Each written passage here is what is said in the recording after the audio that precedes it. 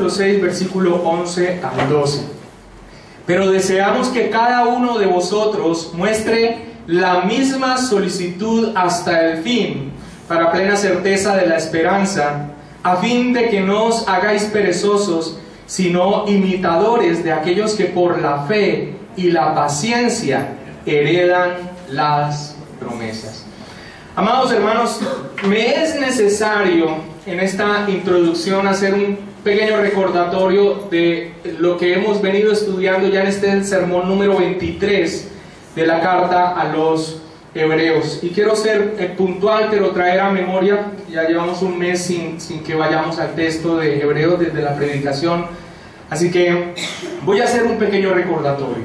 Primero que todo, a recordarles que cada una de las cartas que nosotros tenemos en la bendita palabra del Señor, cada una de las epístolas y de los evangelios fue escrita con un propósito principal. Cada uno de ellos lo hemos estado viendo cuando el pastor Pablo Andrés predica el evangelio de Juan o primera de Juan. Nosotros vemos que el escritor bíblico dirigido por el Espíritu Santo tiene un propósito principal por el cual ha escrito la carta. En el caso de la epístola a los Hebreos, el propósito principal es exaltar a la persona de nuestro Señor Jesucristo, la supremacía de Cristo. ¿Con qué razón? ¿Cuál es su motivo? Pues el Señor debe ser exaltado y en todo momento debe ser exaltado, pero en este caso, la razón por la que la carta o el hilo conductor de la carta es la supremacía de Cristo es porque está dirigida a una comunidad con unas características especiales. Esta es una comunidad de judíos que en un momento habían recibido la predicación del evangelio y que habían hecho una profesión de fe pública en Cristo Jesús. En otras palabras, habían dicho que ellos creían en Jesucristo como el Señor y como el Salvador, como el Mesías. Pero en este momento, y no sabemos muy bien, esa comunidad estaba dando marcha atrás hacia el judaísmo. Posiblemente, dicen algunos, por la persecución. Empezaba una persecución fuerte sobre los cristianos y en el judaísmo ellos encontraban de alguna manera un campo en donde no iban a tener que sufrir esa persecución. Sin embargo, hay otras personas, otros eruditos que dicen que probablemente es lo contrario, que probablemente las cosas iban tan bien que ellos estaban como aflojando de alguna manera sus convicciones y que estaba haciendo otra vez, había bajado como sus principios y estaban volviendo atrás. Sea lo que sea el motivo que sea, esta es una característica que estaba presentando esta comunidad y es una característica terrible, porque no se trata simplemente de volver a un estado en el cual se encontraban, eran judíos. Se trata de que le estaban dando la espalda a aquel que es la vida eterna, nuestro Señor Jesucristo. Ahora, dijimos, y lo hemos estado viendo en el estudio de la palabra, que esta es una comunidad, que es una comunidad mixta en el sentido de que por medio del estudio hemos podido ver que allí había verdaderos creyentes y que había personas que simplemente tenían un conocimiento intelectual acerca del evangelio. Es una comunidad mixta que incluso puede ser identificada con las comunidades de hoy en día, con cualquier iglesia local. En una iglesia local hay personas que realmente han nacido de nuevo por la obra soberana del Señor, pero también hay muchas personas que no han nacido de nuevo, que están allí escuchando y que realmente no viven una vida espiritual, son religiosos, buscan del Señor, tienen cierto respeto, pero lo más seguro es que en algún momento den marcha atrás. El mismo sentido común y la experiencia nos puede decir que eso es posible. Al lado nuestro militaron muchas personas que se proclamaban como cristianos fervorosos y que hoy están en las líneas de la iglesia de Roma, o lo que es peor, o no sé si es peor en el mundo, no sé cuál de las dos cosas sean peor. Las dos cosas son terribles porque es estar fuera de aquel que es la vida eterna. Así que cuando nosotros leemos la carta a los Hebreos, vemos la supremacía de Cristo que está recalcando todo el tiempo el escritor bíblico con el propósito de a esa congregación mixta, con esas características de estar dando marcha atrás, decirle: lo que ustedes están haciendo es una gran insensatez. Ustedes se están volviendo a todo lo que era sombra de lo que se ha cumplido plenamente en Cristo Jesús. Por cierto, esto es algo que vemos en muchas iglesias en la actualidad. Están observando muchas de las festividades judías que todas ellas eran sombra de lo que habría de venir y que se cumplieron en la promesa que es nuestro Señor Jesucristo. Están celebrando, por ejemplo, el Yom Kippur, están celebrando el día de la expiación, cuando nuestra Pascua misma es Cristo. Así que estos hombres estaban dando marcha atrás a lo que era la sombra cuando ya se había cumplido las promesas en Cristo Jesús. Ahora acabamos de pasar en las últimas 3 o 4 prédicas un texto que por lo general es mal interpretado, que es el texto que habla acerca de la apostasía. Un apóstata no es un creyente que cayó de la gracia del Señor. No hay tal cosa. Eso no tiene un sustento bíblico. Un apóstata es una persona que ha conocido el Evangelio, por lo menos intelectualmente, y después deliberada y conscientemente ha dado marcha atrás y se ha hecho enemigo de la verdad. Entonces, estuvimos exponiendo todo ese Hebreos capítulo 6, con uno de los pasajes tal vez más sombríos que nosotros encontramos en la Escritura, y es acerca de la advertencia sobre la apostasía. Es algo terrible, es una advertencia para que aquellos que están considerando dar marcha atrás sepan cuáles son las consecuencias. Sin embargo, esa advertencia sobre la apostasía también tiene un propósito. Aquellos que están dejándose influenciar por ese dar marcha atrás a Cristo, que sepan que lo que están haciendo tiene que ver o tiene una repercusión eterna, una repercusión en la eternidad. Pero después de que estuvimos exponiendo toda esa gravísima advertencia sobre la apostasía, hubo un cambio, un contraste tremendo, y es cuando el escritor bíblico dice: pero en cuanto a ustedes, oh amados, estamos persuadidos de cosas mejores. Esto es lo que tiene que ver en cuanto a salvación. O sea, está hablando de unas personas específicamente con una condición espiritual específica.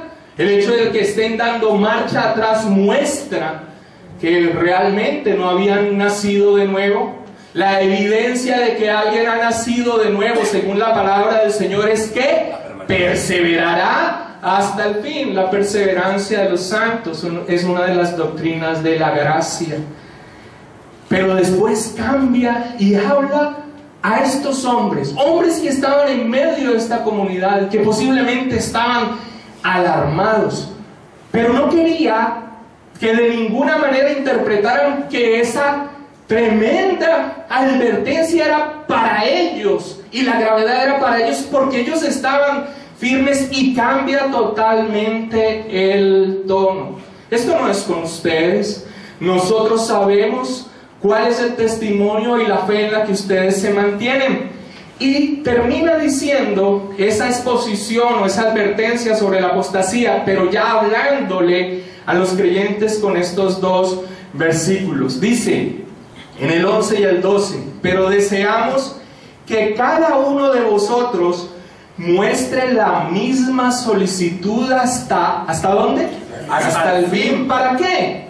Para plena certeza de la esperanza, a fin de que no os hagáis perezosos, sino imitadores de aquellos que por la fe y la paciencia heredan las promesas. O sea, el escritor bíblico les está diciendo: nosotros sabemos, conocemos, el testimonio de la fe de ustedes es real, pero nosotros les impulsamos a que ustedes sigan con la misma solicitud hasta el fin.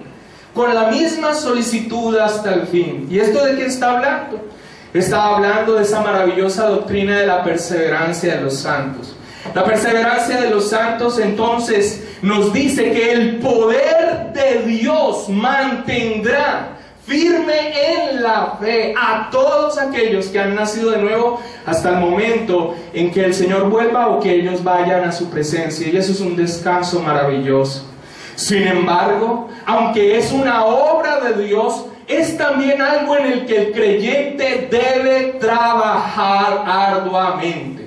El Señor, con el poder de su Espíritu, nos permitirá perseverar, pero nosotros debemos perseverar. Y una vez más aquí conjugamos esas dos verdades maravillosas que encontramos en toda la Escritura. Un Dios soberano que tiene el control de todas las cosas, pero una responsabilidad humana también.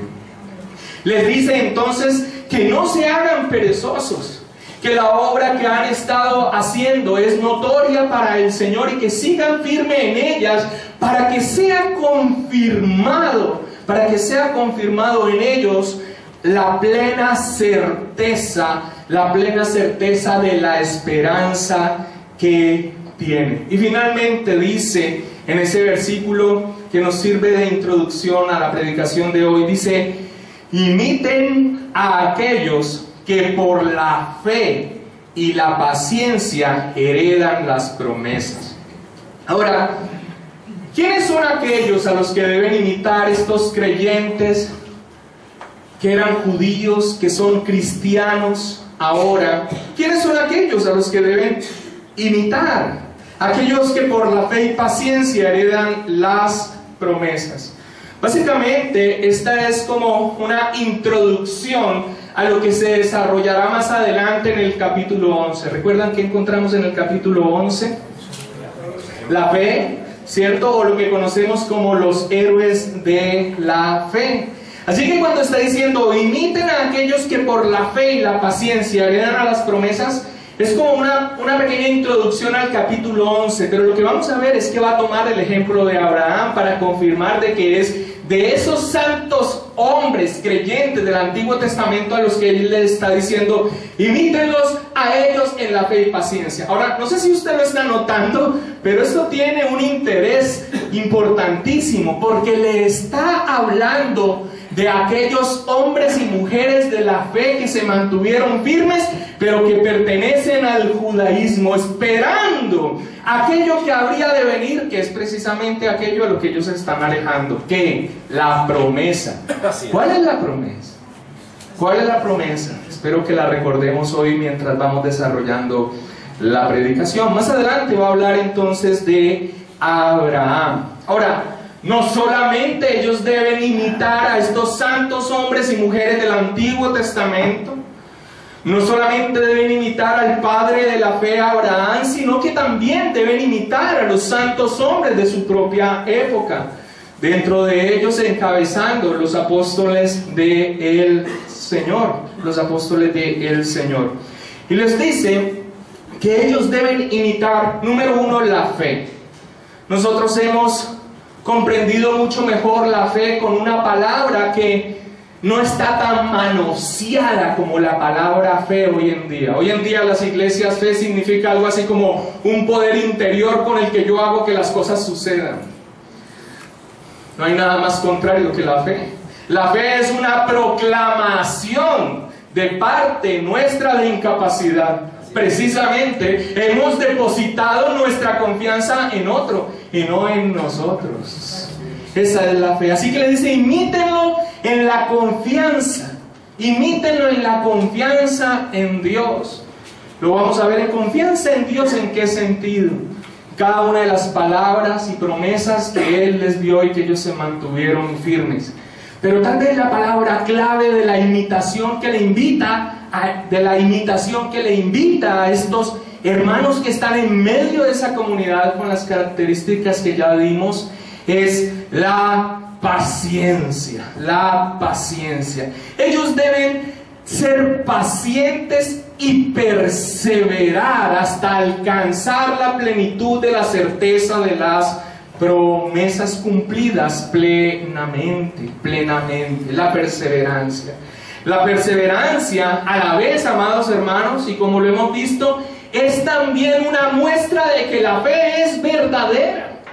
De que esa profesión de fe que alguien un día hizo en Cristo Jesús es verdadera. Si una persona que ha dicho creer en Cristo Jesús hasta el último momento, hasta la última exhalación de su ser, se mantiene firme en la confianza que ha depositado en el Señor, entonces el que persevera hasta el fin será salvo. Y no porque no haya sido salvo desde el momento en que creyó en Jesús, sino porque la perseverancia, la paciencia en esa promesa, en esa fe, en esa confianza mostrará que lo que dijo con su boca realmente era verdadero. Deben entonces tener confianza y deben tener entonces también paciencia para perseverar. ¿Para qué? Para heredar las promesas, para heredar las promesas. Ahora, hay un problema hoy en día con respecto a las promesas. ¿Cuál es la promesa? ¿Cuál es la promesa? Ellos deben imitar a aquellos hombres y mujeres que por la fe y la paciencia heredan las promesas. Pero hay mucha confusión y hay mucha ignorancia en el tema de las promesas. Hoy en día uno escucha que alguien dice: Dios me dio una promesa. Por ahí hay una congregación muy grande aquí en Cali donde no se mueven sin una tal palabra rema. A mí me lo han tratado de explicar muchas veces, pero definitivamente no lo he podido entender. Algo así como que se embarazan de una palabra que tomaron de la palabra y que asumieron que era para ellos y que era propia. Y eso es algo común hoy en día. O sea, pescamos versículos y pescamos aparte, y lo que nos suena que se adapta a mis anhelos y a mis deseos, entonces yo lo tomo, es una promesa. Dios me ha prometido que todo lo puede en Cristo que me fortalece. Sí, claro. Vivir en la abundancia, pero también vivir en la escasez. Sin embargo, no es eso que nosotros vemos allí. Toman una promesa, pero no ven el contexto realmente, ¿cierto?, de lo que la palabra del Señor habla. Esto es simplemente un ejemplo. O sea, asumen cosas que Dios le ha prometido porque lo leen en la Escritura, pero básicamente no tiene que ver con promesas que Dios realmente le ha dado. Promesas que Dios no ha dado. Uno de los mensajes que hoy en día están llenando los púlpitos hoy en día es que el Evangelio significa que no va a haber problemas y que tú vas a estar en el tope y que tú eres un tremendo hombre de Dios que va a pasar por encima de todas las circunstancias difíciles, porque la unción está contigo. Promesas que Dios no ha dado, sino cómo se cumpliría que Él estará con nosotros cuando vayamos por el valle de la sombra de muerte. La promesa es que Él no nos dejará, pero la promesa no es que nunca atravesaremos por el valle de sombra de muerte. Por este valle de lágrimas, cada uno de nosotros tendremos que experimentar lo que es vivir en un mundo caído. Pero aunque vivamos adversidad en medio de este peregrinaje, amados hermanos, nuestra promesa, que es Cristo Jesús, vida eterna en Cristo Jesús, siempre está allí alumbrando nuestro peregrinaje. También cuando se habla de promesas, vemos que se toman las promesas del Antiguo Testamento y se las aplican a su propia vida y desconocen qué eran las promesas, qué realmente eran esas promesas del Antiguo Testamento. Voy a dar un ejemplo. Se habla mucho de la tierra prometida. Aquí hablamos, y el escritor de Hebreos lo expuso. Vayamos a Hebreos capítulo 4, versículo 1.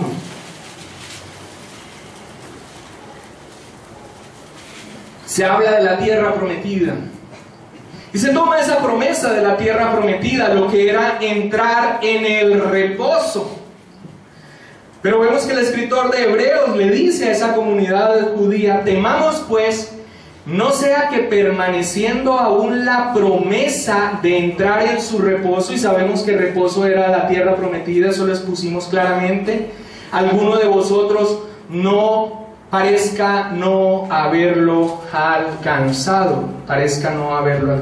Ahora, uno dice: bueno, pero Dios sí cumplió su promesa de entrarlos a la tierra prometida. Sin embargo, mira lo que dice el versículo 8, Hebreos 4:8, dice: porque si Josué les hubiera dado el reposo, no hablaría después de otro día. ¿Qué es lo que está queriendo decir aquí?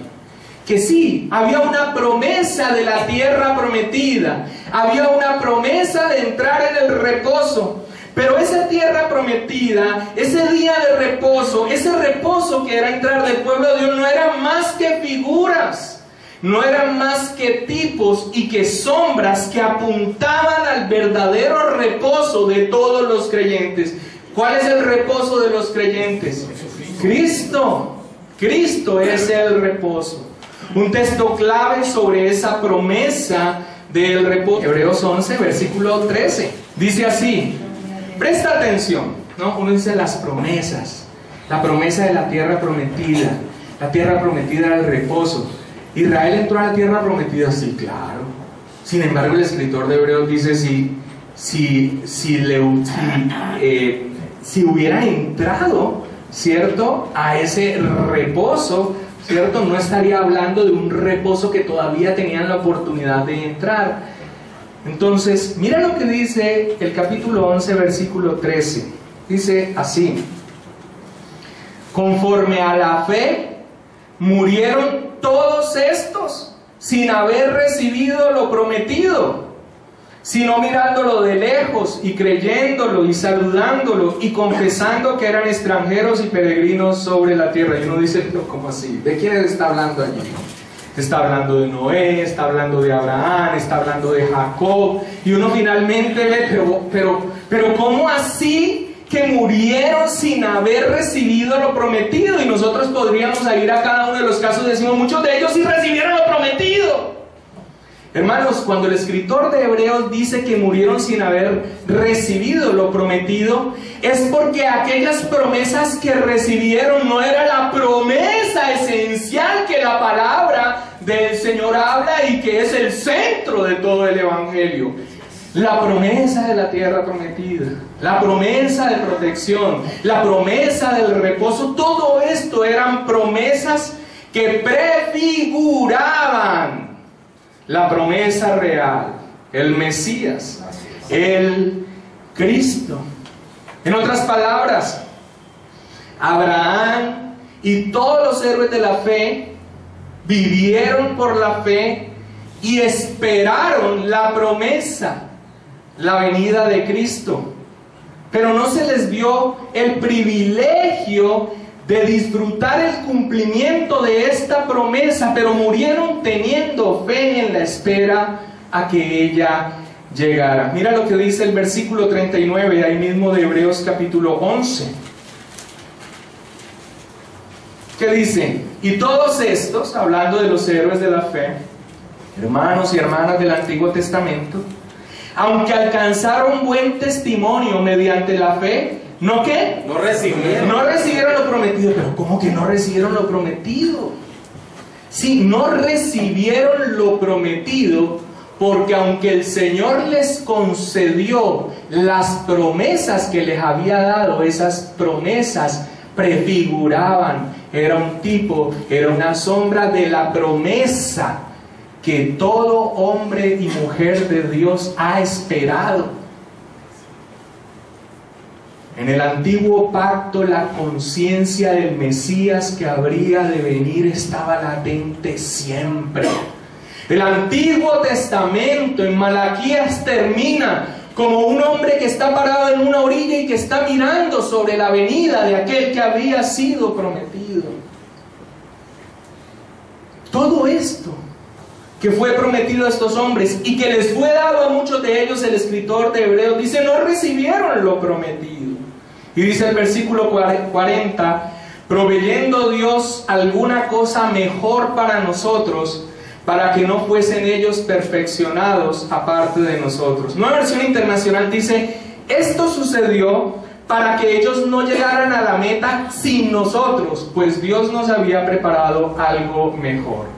Entonces, la confianza que debía tener esa comunidad de judíos que habían profesado fe en Cristo y la paciencia y la perseverancia que debían de tener para recibir la promesa, está hablando de la llegada del Señor Jesucristo, del Mesías. La promesa es Cristo y todo lo que implica la fe en Cristo Jesús. En otras palabras, y ya dando claridad de cuál es la promesa. ¿Cuál es la promesa del Evangelio? ¿Prosperidad? ¿Será acaso el maldito Evangelio de la prosperidad? La promesa de la palabra de Dios es vida eterna en Cristo Jesús. En Cristo Jesús. Y estos hombres y mujeres confiaron en ello y se mantuvieron perseverantes, aunque no tuvieron en vida la promesa, pero estaban expectantes a su llegada. La promesa es Cristo. La promesa es Cristo. Y el versículo 11 de Hebreos 6, el versículo 11 de Hebreos 6 dice: pero deseamos que cada uno de vosotros muestre la misma solicitud hasta el fin, para plena certeza de la esperanza. Para plena certeza de la esperanza. Esto es más o menos como una claridad, no como quien ve la revelación progresiva de la Escritura, tomando de a pedacitos y tratándolo de aplicar a mi vida. Ay, esta promesa me sirve para mí, esta promesa me sirve para mí, sino viendo toda la expectativa, toda la revelación progresiva que finalmente se cumple en Cristo. Así que les está diciendo: miren, manténganse firmes en la fe y confiando. Imiten a estos hombres del antiguo pacto, que aunque no alcanzaron las promesas, estuvieron siempre confiantes y perseverando aunque no las alcanzaron. Aunque no las alcanzaron. Ahora, lo que hace a continuación, y ahora sí empezamos el estudio, lo que hace a continuación el escritor bíblico es, piensen en esto, miren esa comunidad y miren a quién le está hablando ahora, a esos creyentes en medio de esa situación, una comunidad dando marcha atrás de la fe en Cristo Jesús, pero ahora le está hablando a esos creyentes y les está diciendo: manténganse firmes. Y utiliza un elemento para apuntalar esa confianza y paciencia para mantenerse firmes. Y el elemento es el siguiente: la seguridad de las promesas de Dios. Ahora, si la promesa es Cristo, y para ese momento Cristo había venido, entonces ¿de qué promesas está hablando? Amados hermanos, cada una de las personas que han nacido de nuevo, que estamos en este lugar, hemos recibido la enorme bendición de la promesa en Cristo Jesús, que es vida eterna. Hermanos, pero todavía no hemos llegado a la plenitud del disfrute de esa promesa. Todavía vivimos en medio de este peregrinaje. No hemos llegado a nuestro destino. Ya tenemos la seguridad de nuestra salvación. Pero el escritor de Hebreos, a los que está escribiéndole y a nosotros, el Espíritu Santo nos anima, aunque ya tenemos la seguridad, que no desmayemos, confiemos y perseveremos hasta que se alcance la plenitud y la consumación de todo lo que significa la promesa que es Cristo Jesús, vida eterna en Él. Amén. No es sino, hermanos, posiblemente a muchos de ustedes no les suceda, pero no es sino ver cómo nuestro cuerpo año tras año no va en su vida, va en bajada, sobre todo la barriga, y se va deteriorando, y nuestros padres van envejeciendo, y muchos de ellos ya van partiendo también.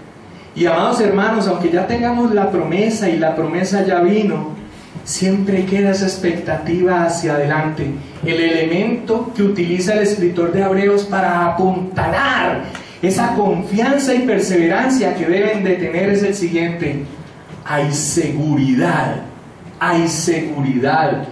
en el cumplimiento de todas las promesas que ya tenemos en Cristo Jesús. Y va a dar 4 razones para que usted las tenga en su mente, aún el creyente más piadoso y más devoto en algún momento de su vida piensa: oh Señor, yo creo, pero ¿y cuando muera? Señor, yo creo, pero ¿será real? ¿Vida eterna? Señor, ¿veré a mis amados familiares creyentes en la eternidad? Señor, ¿realmente tú devolverás algo que ni siquiera he vivido la plenitud de mi ser en un cuerpo glorificado? Así que siempre hay una tensión entre la plena convicción de lo que creemos, pero siempre esa expectativa de: oh Dios, ¿será real? El escritor de Hebreos da 4 razones para que en ese momento en que quisiera atravesar la duda por nuestra mente y nuestros corazones, nosotros podamos confiar en la seguridad del cumplimiento de las promesas que están en Cristo Jesús. Y las 4 razones son las siguientes. Número 1, habla de la persona de Dios, su naturaleza. Hebreos capítulo 6, versículo 13 al 14. ¿Estamos allí? A ver. Dice: porque cuando Dios hizo la promesa a Abraham, no pudiendo jurar por otro mayor, ¿juró por quién? Por sí mismo. Por sí mismo, diciendo: de cierto te bendeciré con abundancia y te multiplicaré grandemente. Entonces, cuando Dios hizo la promesa a Abraham, al no poder jurar por nadie mayor que él, que no lo hay, juró por sí mismo, juró que le iba a cumplir su promesa. Ahora, hermanos, hagamos una pausa allí. ¿En quién confía hoy en día el creyente? Hace 2 días venía para la congregación y una persona que se congrega en otra iglesia me paró: hermano pastor,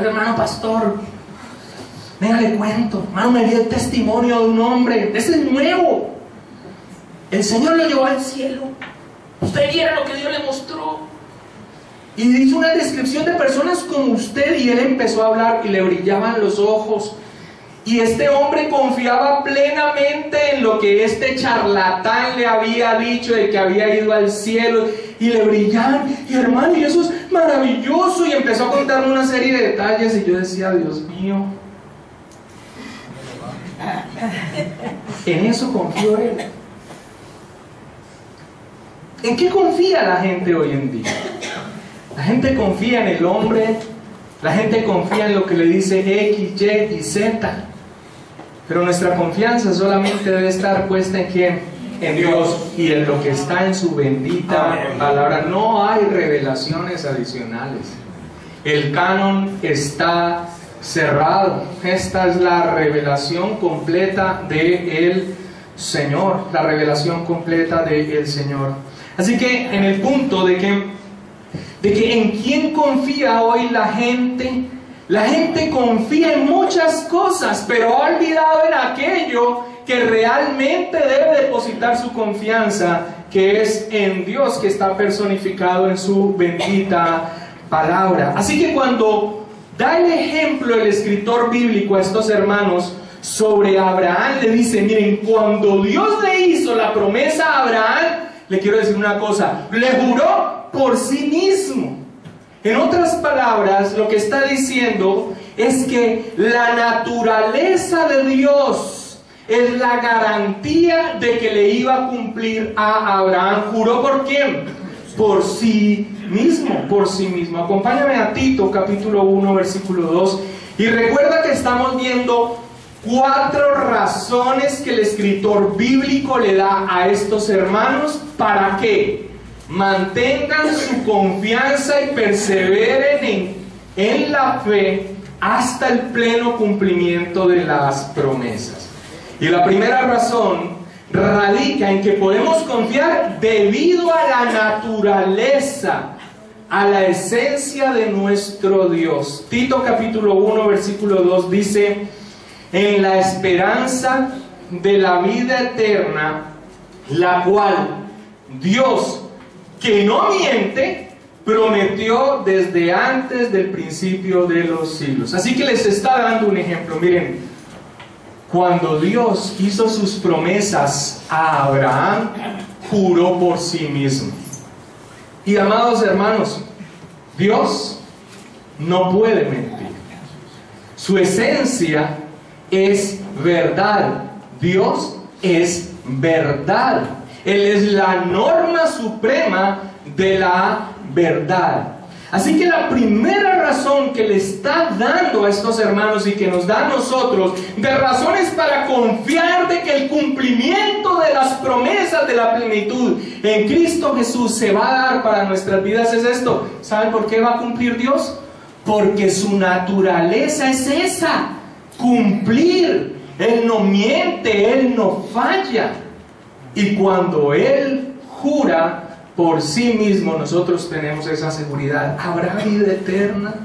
Sí, yo creo en Cristo Jesús. Abriré mis ojos en el momento en que muera y veré la gloria de Dios. La primera razón que da el escritor bíblico a nosotros y a ellos para que se mantengan firmes es segurísimo. ¿Sabes por qué?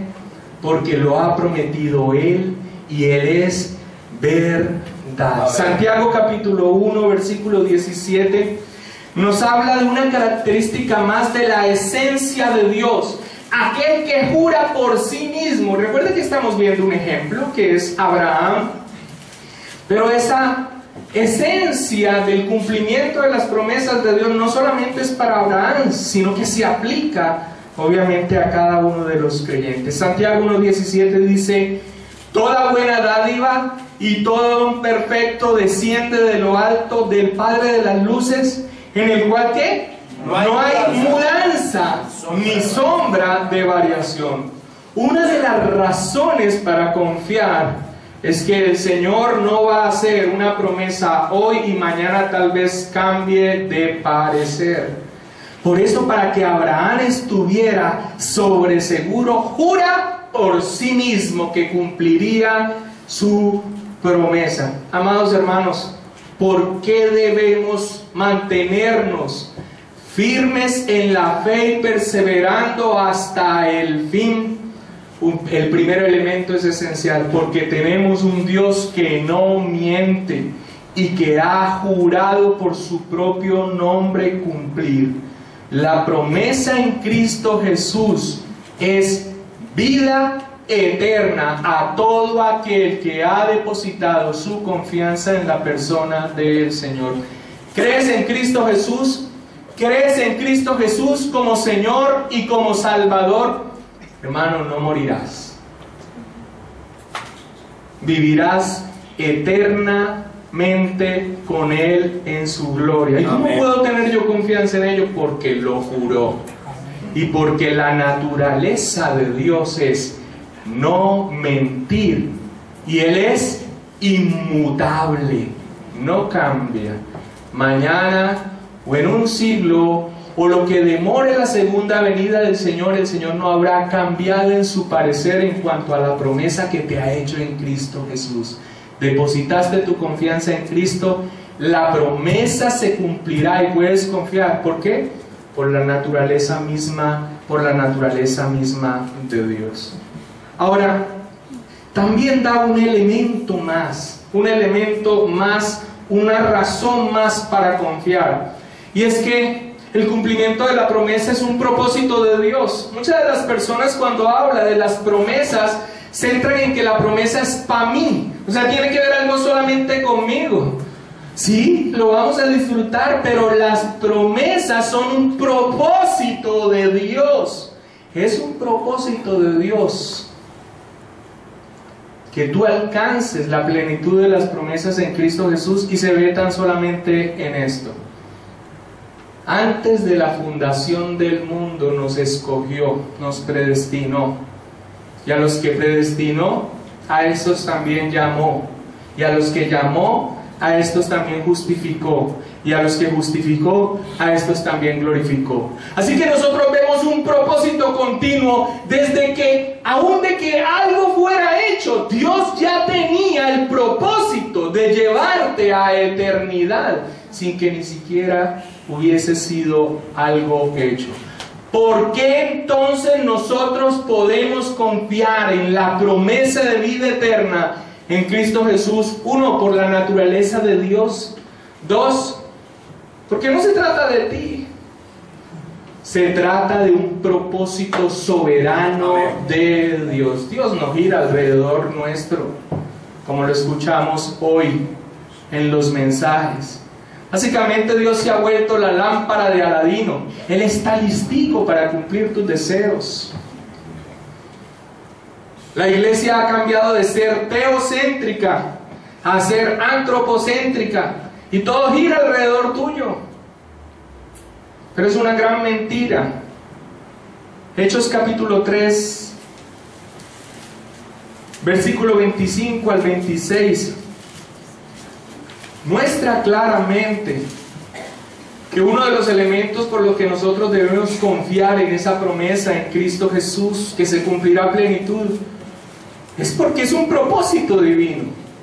Y la palabra del Señor dice que todo lo que Él quiere, todo lo que Él quiso, ha hecho. Es inmutable en sus propósitos. Hechos 3:25 dice así, en el discurso que estaba dando Pedro después de la sanación de aquel hombre a las puertas del templo. Dice: vosotros sois los hijos de los profetas y del pacto que Dios hizo con nuestros padres, diciendo a Abraham: en tu simiente serán benditas todas las familias de la tierra. A vosotros primeramente Dios, habiendo levantado a su Hijo, lo envió para que os bendijese, a fin de que cada uno se convierta de su maldad. ¿Y qué es lo que está diciendo Pedro aquí en su discurso? Dice, miren, la promesa que Dios le hizo a Abraham no se centraba en Abraham. Ahora, la tierra prometida prefigura el reposo que es nuestro Señor Jesucristo, ¿cierto? ¿Es así o no es así?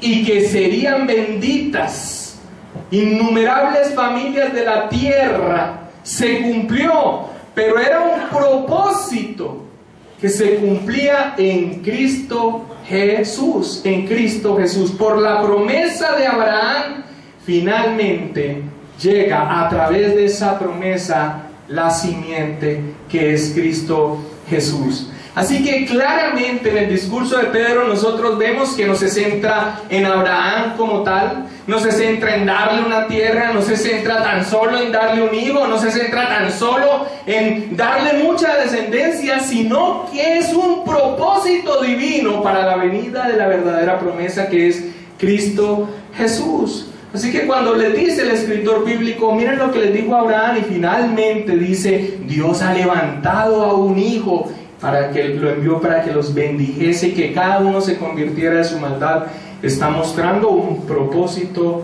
eterno. Esa es una segunda razón para que nosotros nos mantengamos firmes. Pero una tercera razón, y muy importante, es que Dios ha jurado. Génesis capítulo 22, versículos 16 al 18. No quiero que te confunda, recuerda que aquí estamos yendo entre la promesa que es Cristo y la promesa que se hizo a Abraham, porque ese es el ejemplo que ha dado el escritor bíblico para mostrar lo que se cumple también en nosotros con la confianza y perseverancia. Génesis 22, 16 al 18. ¿Estamos allí? Amén. Y dijo: por mí mismo he jurado, dice Jehová, que por cuanto has hecho esto y no me has rehusado tu único hijo, de cierto te bendeciré y multiplicaré tu descendencia como las estrellas del cielo y como la arena que está a la orilla del mar, y tu descendencia poseerá las puertas de sus enemigos. En tu simiente serán benditas todas las naciones de la tierra, por cuanto obedeciste a mi voz. Una razón para confiar en la plenitud de las promesas que se cumplirán en nosotros. ¿Quién es Dios? Su naturaleza. Una segunda razón es un propósito divino y lo va a cumplir. Una tercera razón, que Él ha jurado que se cumpliría. Ahora lo estamos viendo en la promesa a Abraham, que se cumple finalmente en la llegada de el Mesías. Algunos dicen que Dios no necesitaba jurar para garantizar la confiabilidad de su palabra. Su palabra es verdad y Dios iba a ser fiel tan solo a la promesa. Pero cuando Dios jura, Dios se adapta de alguna manera a la manera de hacer las cosas nosotros como seres humanos. Juró por sí mismo. Su promesa de por sí ya era irrompible, pero el juramento que Él hace a sí mismo no tiene que ver con Él, tiene que ver con nosotros. Es para que nosotros estamos seguros y contraseguros. Con la promesa hubiese sido suficiente. Dios no tenía por qué jurar que iba a cumplir. ¿Pero por qué lo jura? Por nuestra debilidad. Miren, ese juramento que Dios le hizo a Abraham le permitió mantenerse firme a pesar de los años de espera. Nosotros casi no vemos la cronología, pero del momento en que Dios le promete a Abraham que iba a tener un hijo al momento en que tiene el hijo pasan 25 años. 25 años, hermano. Nosotros nos desesperamos con 3 o 4 días. Ya estamos nosotros dudando. Ahora quiero que piense esto y que lo traslade a su propia vida. Dios le jura a Abraham que así va a ser. No era necesario. Sin embargo, así lo hizo por amor. Dios jura el cumplimiento de la plenitud de las promesas para nosotros en Cristo Jesús. Y posiblemente tendremos que esperar algunos de nosotros, Dios lo permita, más de 25 años, toda una vida, para ver ese cumplimiento total de las promesas. Posiblemente algunos los veamos mañana o pasado mañana, en la providencia de Dios. Pero que se nos dé un juramento de parte de Dios de cumplimiento de las promesas, nos anima a nosotros y nos permite confiar en que así será. Amén. ¿Por qué podemos mantenernos firmes en la fe y perseverando hasta el último de nuestros días? Por la naturaleza de Dios, porque es un propósito de Dios para cumplir, y porque además de eso ha jurado que así lo va a hacer. Amén. Ha jurado que así lo va a hacer a pesar de los años de espera. El versículo 15 dice de Hebreos capítulo 6. ¿Estamos allí? Amén. Y hablando de Abraham dice: y habiendo esperado con paciencia, ¿qué pasó? Alcanzó la promesa. Bueno, entonces la pregunta aquí es el siguiente. Hay un conflicto entre este texto que dice alcanzó la promesa y el texto de Hebreos 11:39 que dice que no recibieron lo prometido. Aquí está diciendo el escritor de Hebreos que Abraham alcanzó la promesa.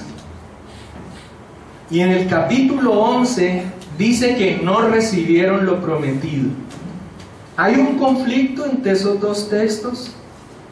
La respuesta es no.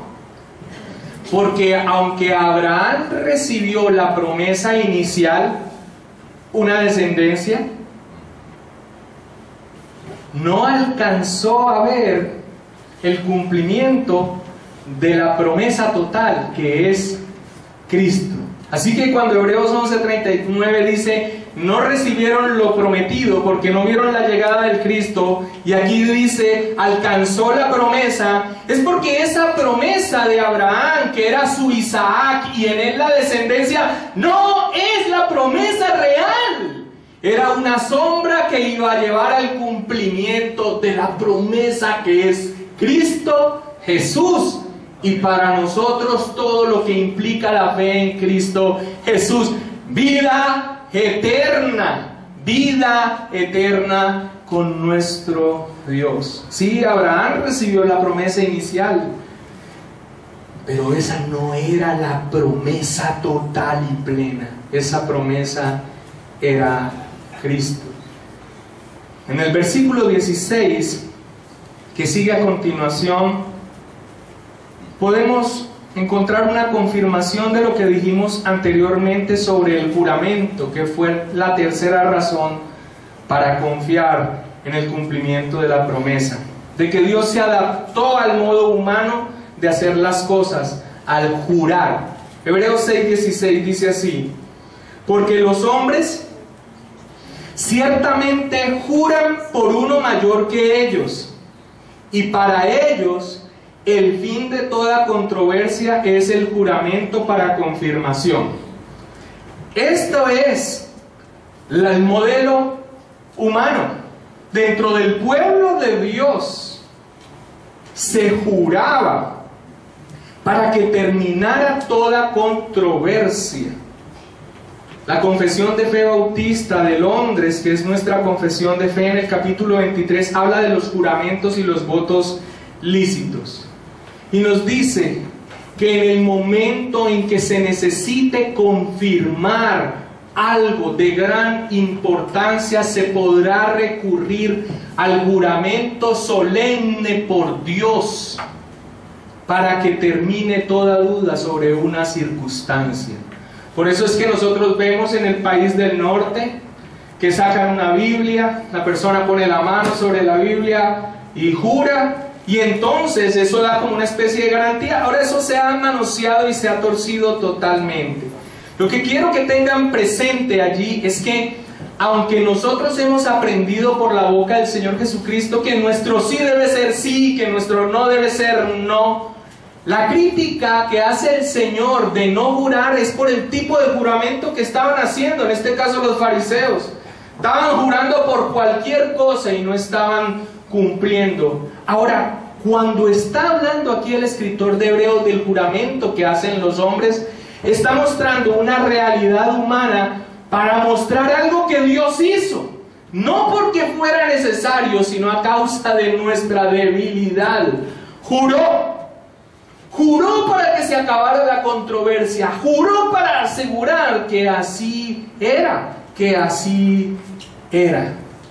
Así que la tercera razón para mantenernos en confianza, perseverando hasta el fin, esperando el cumplimiento pleno de la promesa que tenemos en Cristo Jesús, es el juramento, y queda expresado explícitamente en el versículo 17 y 18. Dice: por lo cual, queriendo Dios mostrar más abundantemente, ¿cómo quería mostrar? ¿Más qué? Más abundantemente. A los herederos de la promesa, ¿la qué? La inmutabilidad de su consejo, interpuso juramento.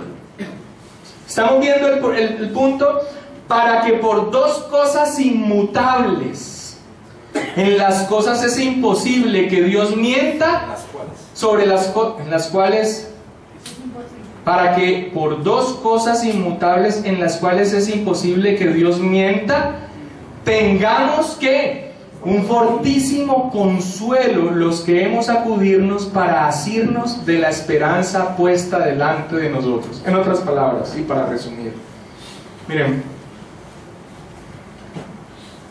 ¿por qué mantenernos firmes? ¿Por qué esa comunidad de los creyentes hebreos debían mantenerse firmes en su fe, confiando, perseverando? Número uno, porque conocemos la naturaleza de aquel que prometió. Él no miente, no hay sombra de variación en él. Número dos, porque es un propósito de él, y todo lo que Dios quiso ha hecho. Ni siquiera se trata específicamente de nosotros, somos beneficiarios, pero es un propósito divino. Y número tres, porque ha jurado.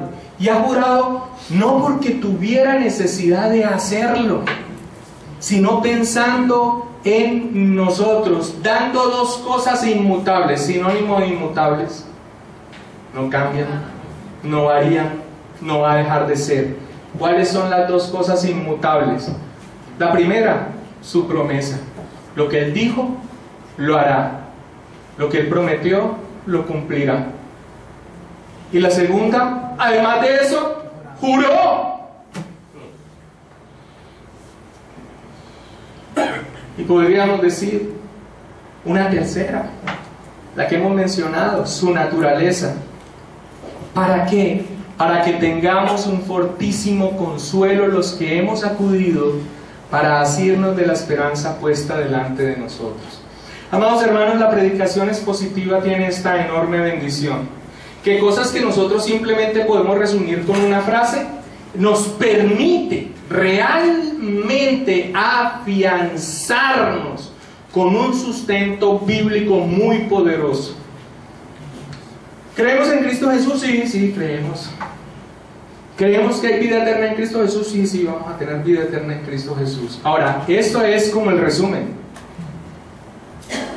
Pero si alguien me pregunta a mí, ¿y por qué te debes mantener firme? ¿Por qué vas a perseverar? ¿Qué seguridad tienes de que eso se va a cumplir? Yo diré, porque sé quién es Dios y su naturaleza, porque sé que es un propósito divino, porque Él lo ha jurado, y todas estas cosas son inmutables. ¿Por qué tendremos vida eterna todos aquellos que hemos confiado en Cristo Jesús? 3 razones poderosas, pero tal vez la cuarta es la más poderosa todavía. La cuarta razón que el escritor bíblico le da a esa comunidad y nos da a nosotros para confiar hasta el último aliento de nuestra vida en la fe, en las promesas en Cristo Jesús, es que Él ha dado al mediador. Hebreos capítulo 6, versículo 19 al 20. Hebreos capítulo 6, versículo 19 al 20. Dice, la cual tenemos, ahora cuando dice la cual, si te retrocedes un poquito al versículo anterior, al 18, está hablando de la esperanza puesta delante de nosotros, la cual tenemos como segura y firme ancla ¿de qué? Del alma. Del alma. Y que penetra hasta dentro del velo, donde Jesús entró por nosotros como precursor, hecho sumo sacerdote para siempre, según el orden de Melquisedec. Ahora, hace rato venimos con el punto de que ya vamos a entrar sobre el sumo sacerdote según el orden de Melquisedec, que es precisamente el capítulo 7. Cuando el escritor bíblico dice que nosotros tenemos una segura y firme ancla del alma, está diciendo que esa ancla es el mediador, el sumo sacerdote. Ahora, tristemente por tiempo yo no puedo estar repitiendo lo que hemos dado en las 23 prédicas anteriores, pero los que han estado presentes saben la importancia del mediador, del sumo sacerdote. Una de las razones de que perseveraremos hasta el fin es que nuestro sumo sacerdote, el mediador, está intercediendo continuamente por nosotros delante del Padre. Ahora, una expresión tremenda que da allí es que aunque estos son unos judíos, y el escritor claramente se logra notar por lo que dice que es judío, habla del ancla. ¿Sabes cuántas veces se habla de ancla en todo el Antiguo y Nuevo Testamento? 4. 3 veces en el naufragio de Pablo y una en esta. Ahora, lo tremendo es que habla de un ancla que nos mantiene firmes y seguros en nuestra alma. Esa ancla es el mediador, es Cristo. Pero lo tremendo de que hable de ancla es que los hebreos tenían una animadversión por el océano. El océano era sinónimo de muerte, y cuando él habla de un ancla que mantiene firme en algo que ellos tenían animadversión, está dando una expresión superlativa de lo que nos da seguridad a nosotros. Hermanos, tenemos elementos maravillosos, tremendo, de peso, para que tú sepas que la fe que tienes no es algo que simplemente no se cumplirá, no es una fantasía, no es una fábula, no es algo que dijo un pueblo de 2000 años atrás, es una realidad por la naturaleza de Dios, porque es un propósito de Dios, porque lo ha jurado y porque además de eso hay un mediador en la presencia de Dios que cumplirá su intercesión para que se cumpla plenamente en nosotros las promesas en Cristo Gloria Jesús. a Dios. Gloria a Dios. En Cristo Jesús. Hermanos,